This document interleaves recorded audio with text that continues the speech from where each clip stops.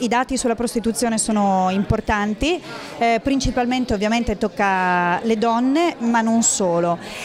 Abbiamo dei dati che riguardano anche ragazzi, minori. Un fenomeno, quello della prostituzione, che non conosce crisi sulle strade di Marca e che si sta adeguando ai tempi e ai nuovi flussi migratori, allargandosi ai minori, profughi in particolare. A confermarlo è anche Gloria Tessarolo, assessore comunale alle politiche sociali di Treviso, che accanto a Caser è il comune trevigiano che fa parte del progetto Nave, acronimo che sta per Network Antitratta per il Veneto. Le statistiche in genere spalancano degli interrogativi importanti, soprattutto sui minori non accompagnati.